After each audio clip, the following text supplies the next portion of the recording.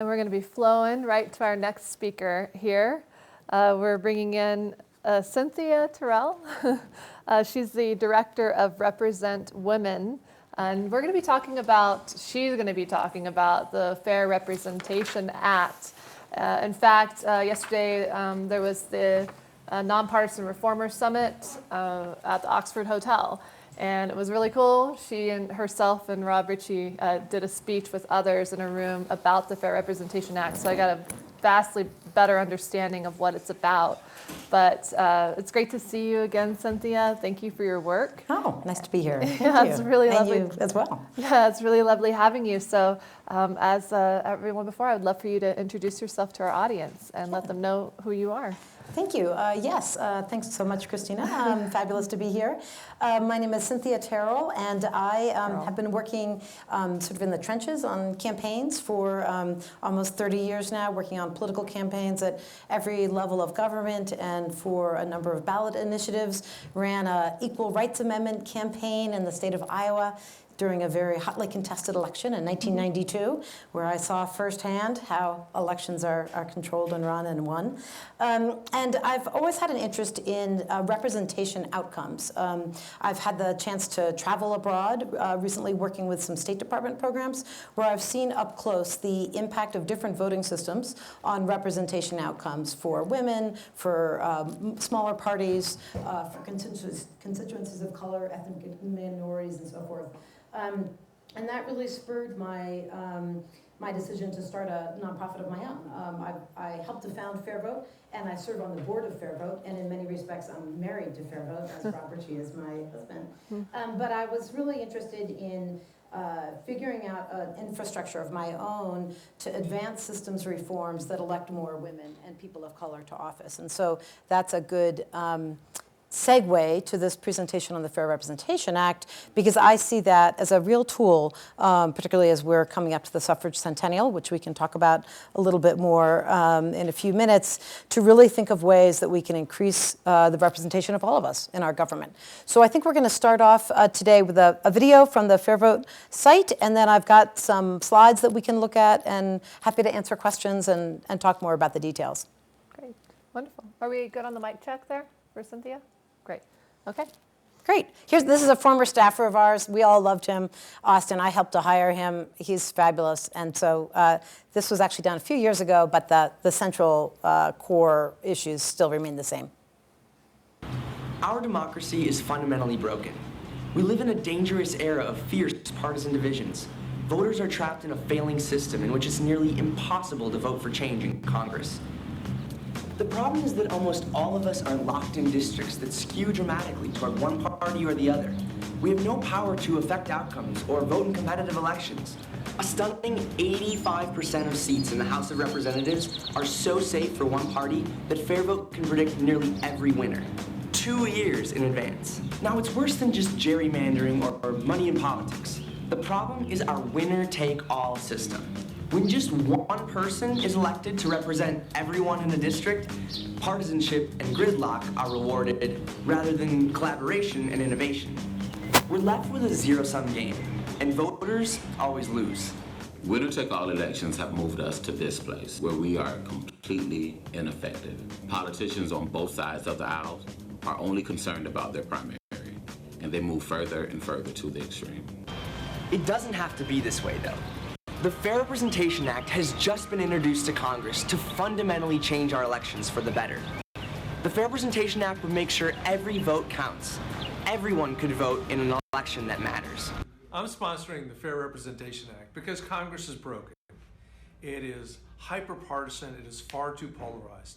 The Fair Representation Act creates a structure where members of Congress are incentivized to work together. The Fair Representation Act is the most comprehensive approach to changing how we elect Congress in American history.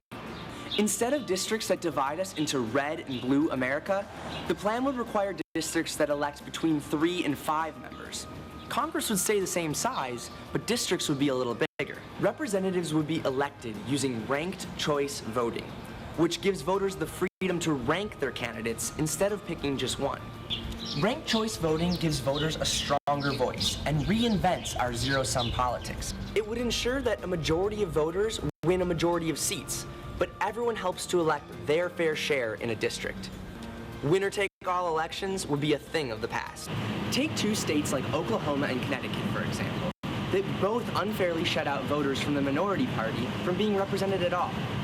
About 1 in 3 voters in Oklahoma are Democrats, and almost half of Connecticut is Republicans. These voters are unfairly shut out from representation by district lines. Under the Fair Representation Act, all political parties would be fairly represented, and each state would have vigorous competition for the swing seats up for grabs.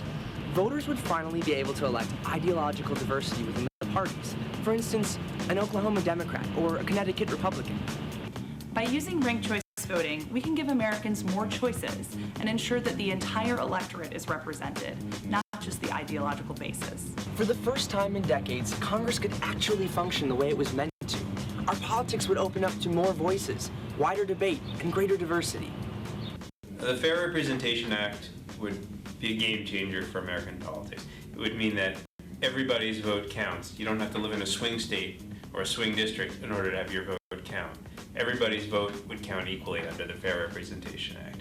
And it would scramble the winner-take-all zero-sum dynamics that are just tearing this country apart. It totally changes the incentives of politics. It will reduce polarization and partisanship and give every person an equal voice in our politics. The Fair Representation Act is a win for everyone.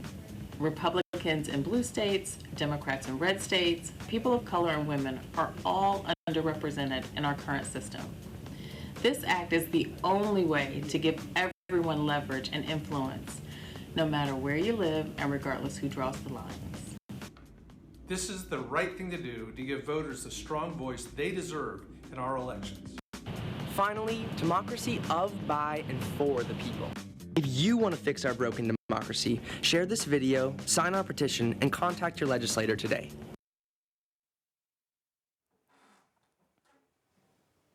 Thank you. Great. So that video says it all. Yeah, it really does.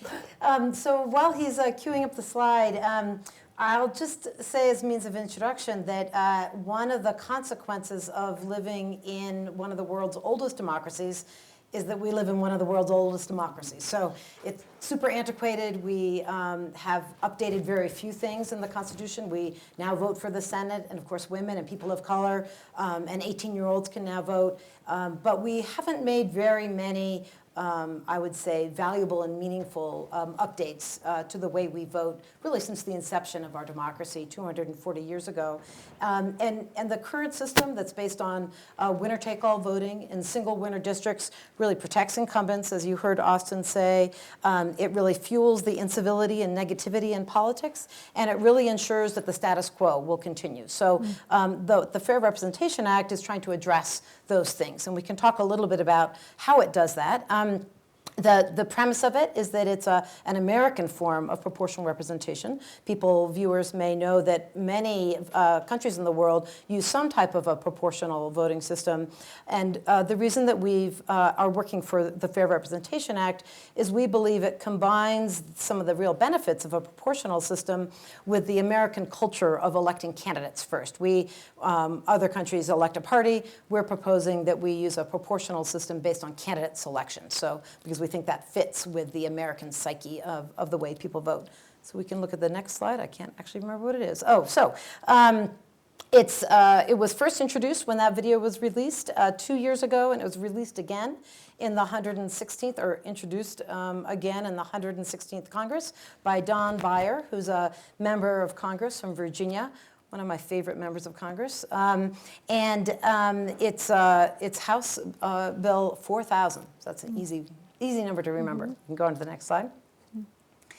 So what I think everybody has gotten a sense of why we need the Fair Representation Act. Some of the previous presenters did a great job outlining both the difficulty in trying to draw fair maps, how we actually can represent people fairly, and how we make sure that there's partisan fairness in our election system. Right now, of course, we have so little competition. As Austin said, very few districts are competitive. There's a lot of polarization and negative campaigning and incivility, which turns voters off. And many incumbents, of course, are just reelected time and time again. And women are underrepresented. The United States currently ranks 78th in the world for women's representation. And it's not that the women in those higher ranked 77 countries are more skilled or more clever. It's that they have different voting systems and different recruitment measures.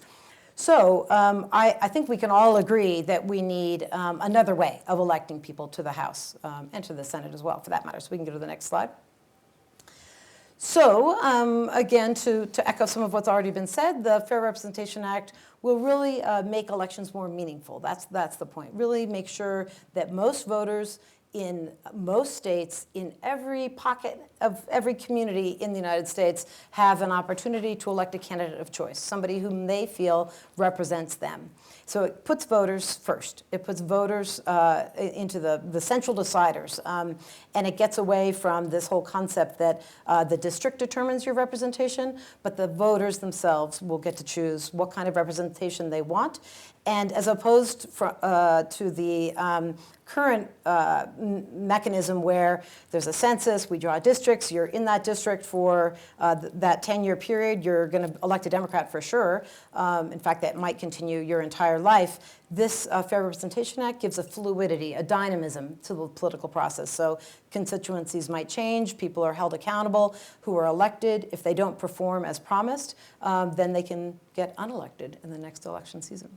And I think maybe for this audience, one of the most important aspects of the Fair Representation Act is it would really end gerrymandering as we know it.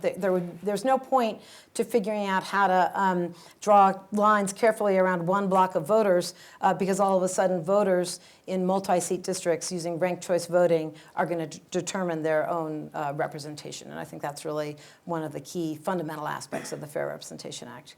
We can go on to the next slide.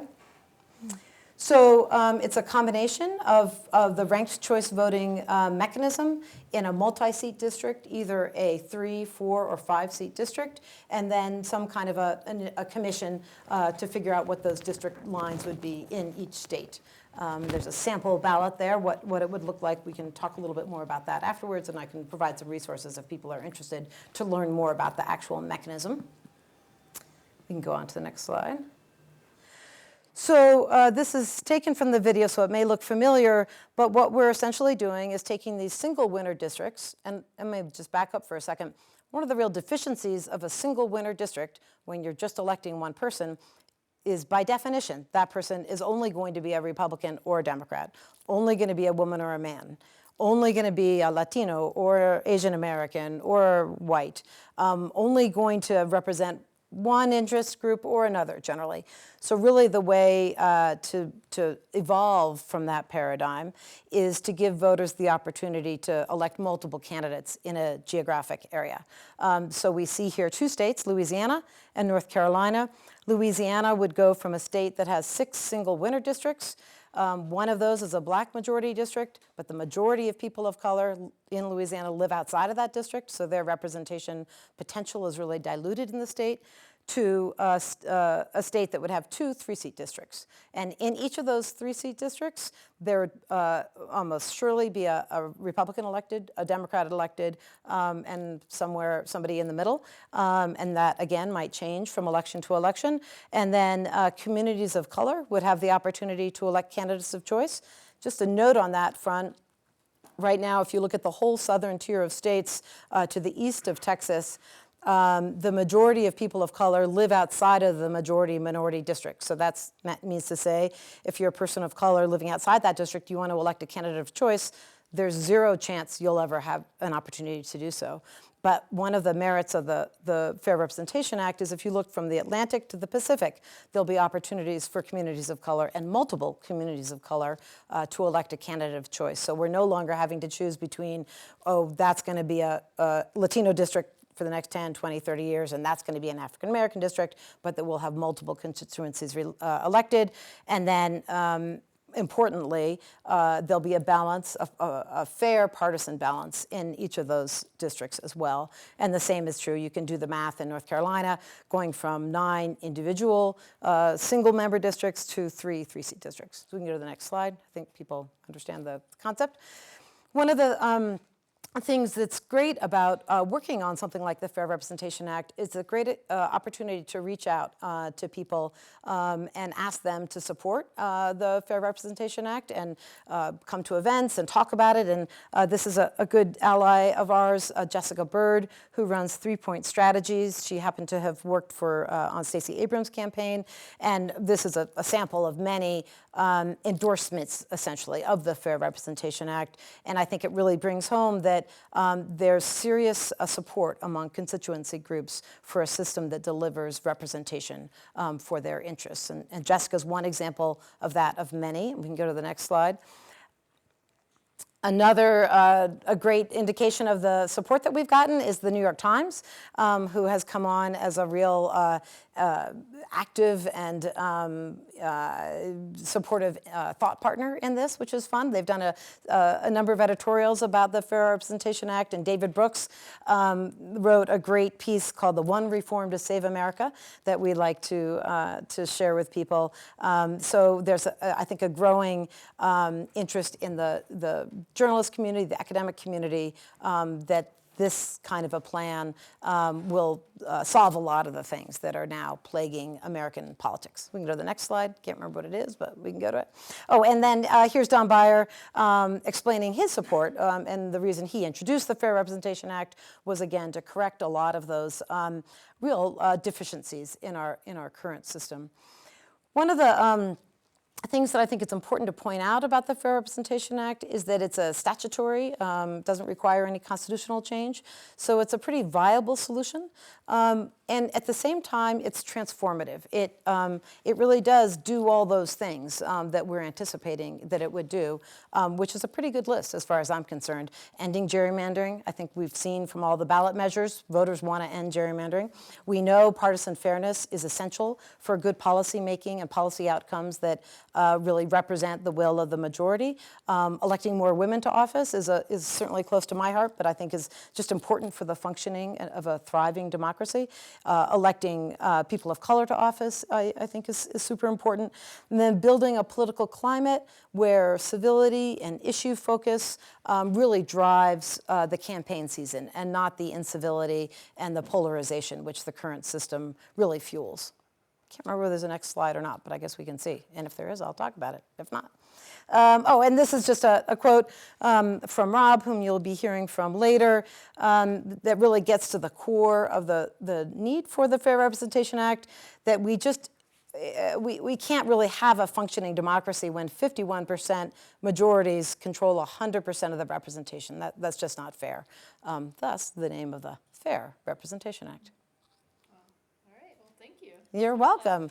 Is there another slide? I can't remember. Was that the last one? That's the last one. Oh, there we go. Support the Fair Representation Act. So. Exactly. Yeah. All right. Well, thank you so much. Sure. Yeah. Well, great. I see we have an audience question, several of them. So let's go ahead and Great. Please. Hi. One comment and one question, so the comment is there are different kinds of multi-winner ranked choice voting, so I just want everybody to remember that this is the one that promotes proportional representation, single transferable vote. The second thing I wanted to say is, Cynthia, we were talking about constituents and their access to representatives, and perhaps you could talk about how this will affect that. Yeah, I think that's a great question. Thank you. At the state legislative level, states can do a lot of things. I happen to live in a state, there are 10 states that use multi-seat districts for their state legislature. I myself live in a 3-member legislative district. So I have 3 members of the Assembly in Maryland whom I can contact if I have a concern. And I can see that some of them have some strengths, some of them are better at answering needs about transportation issues and others about other kinds of environmental issues. And it's a good question because sometimes sometimes people raise the question, well, what would happen to that critically important constituent service that House members now offer to people living in states? And I kind of chuckle at that because there are so many constituents in every congressional district now. I can't actually remember. We're now at the end of a decade, but it's hard for me to foresee how one person is doing a great job, representing the needs of 650 or 700,000 people. And I wonder what that upper limit might be. If we get to 1 million people, will that seem like too many? So the idea of having 3 or 4 or 5 people representing my interests and being able to answer problems that I might have is very, I think, has a lot of value. And I think a key part of that, which is inherent in that, is that all of those legislators elected in that multi-seat district have an incentive to work together on my behalf. And so right now, we have these 435 different single winner districts in the United States, and they're all working to just represent the interests of their particular geographic area. We all have heard a lot about the kinds of money that gets spent to make sure there are jobs in just one district or good schools in one congressional district. But all of a sudden, if 3 people or 5 people from across party lines have to come together to work on behalf of their constituents, I think we see different kinds of outcomes which are far better for constituents in those districts. Thank you. Great question. We have a question in the back there and another one after that as well. Right. Most countries use a party list system to secure proportional representation. The Fair Representation Act would preserve a 2-party system with a high threshold for representation. Lower thresholds enable nearly all voters to elect representatives of their choice. South Africa now has 14 parties in their National Assembly. Why is there no visible movement for a party list system in the United States? Well, I think, I'm a student of election systems around the world, and I really appreciate a lot of the range and the depth and the advantages of systems that have practically no threshold to win a seat to those that have a higher threshold. I think I started out referencing the fact that in the United States, we have a very deeply ingrained sense that we elect candidates and not parties. And I think at this point, we don't have the party infrastructure and the connection between parties and ideology and candidates to make that change at this point. And so this seems like a viable reform that really fits the political culture of the United States right now in terms of what we can do legislatively in the next 10 years or so. Please. To follow on to that point a little bit, what would the actual number of districts be that would be, I don't know, 3, 4, or 5? Right? There would still be some, carving up the actual map, there would be some states with a single district because they only have a single representation. Exactly, yes. How many would be more than 3? Do you have a sense for how many districts countrywide would be? I can call on a knowledgeable audience member to answer that question. No, because if it's only 3, then your threshold is like 25%. Correct, plus and that, 1. as is pointed out, really makes it impossible for... Yes.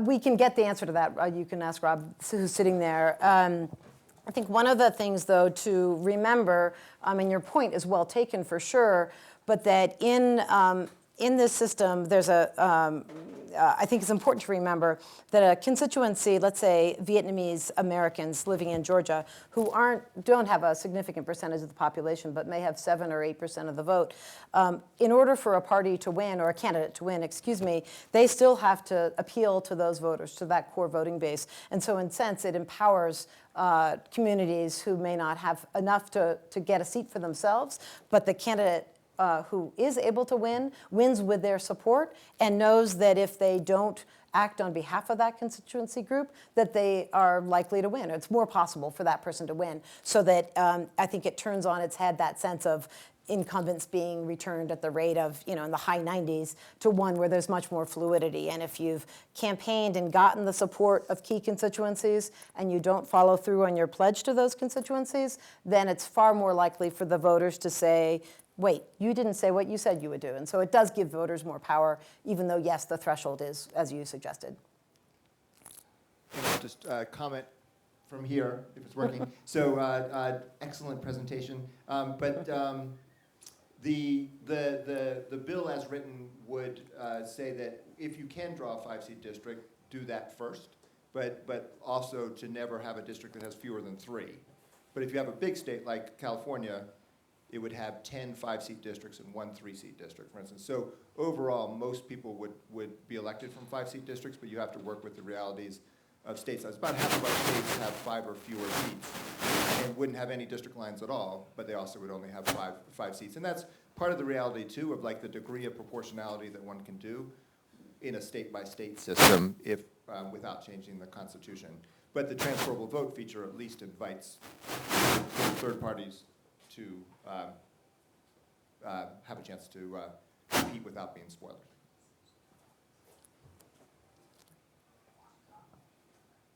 Sure, another question? Or did you have a response? Were you good? I Yeah. disagree. No, I don't agree. I was wondering if you could share more about, given your long history working towards these reforms, you must have been thinking for many years, if not more than a decade, for how to approach this. Why did you choose this approach, something that would go through the Congress and the two-party we have now, versus perhaps a county by county or state by state? Because you no doubt spent a long time thinking about this. Why was this approach judged to be the one that had the highest chance for success? Well, that's a good question, and I should preface that to say that we've been involved, Fair Vote and other terrific organizations around the country have been involved in having alternative voting systems instituted in communities and jurisdictions around the country. So there are over 20 cities right now and counties in the state of Maine that use ranked choice voting. There's some growing number of cities that use approval voting. There are other kinds of mechanisms that are being tried out at the municipal and the state level, and we certainly support those efforts and have been involved in those efforts and will continue to learn from those efforts. So I think that there's a lot of momentum at the local and state level. But I think one of the reasons we're drawn to the congressional action is that in many respects, when voters are polled about what's most broken in our politics, it's Congress they name first. I think the numbers hover around 11%. Respect for the institution of Congress right now among all voters. And that seems to indicate a real disconnect between this highest, most important office in the land, which has not only an outsized impact on what happens in this country, but on every other country in the world as well, to one extent or another.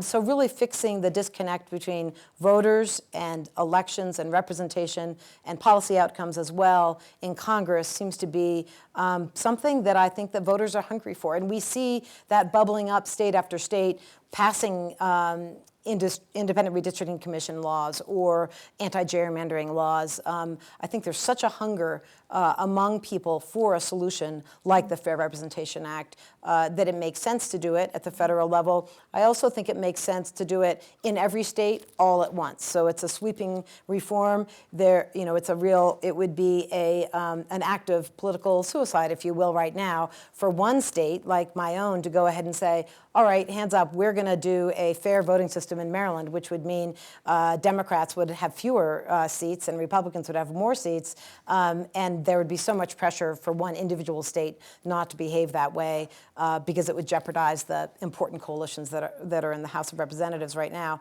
But if you do this all at once, I think Republicans recognize that there are important constituencies of Republican voters in urban areas who would gain seats, and that's important, and would elect a certain kind of a Republican candidate. And then the same thing is true in the rural level in places like Oklahoma, where rural Democrats would get elected. And so it's really important, I think, to do it in all the states all at once. All right. Well, thank you very much, Cynthia Sure. Terrell, Kasat. And if you could let our supporters know how you're supported and how they can support you as Sure. well. Well, you can go to the Fair Vote website. There's a petition on there. You can contact your member of Congress and ask them to support the Fair Representation Act. There's also a Ranked Choice Voting Act in Congress. You can talk to them about that as well. There are some resources on my website, representwomen.org. And there's just a lot of interest brewing up from other Fair Vote groups around the country. So you can look in your own state to see if you're represented by one And there. where have you gotten your support for this? Because you've had some movement with it. Yeah, that's a great question. You know, we have political support, I would say, from the left, right, and center. So that's always a good thing to have. We've got support from third and fourth and fifth parties, and we've got support from Democrats and some Republicans as well. And we have growing support, I would say, from communities of color who are recognizing this is the way to ensure that there's going to be representation of multiple constituencies of color.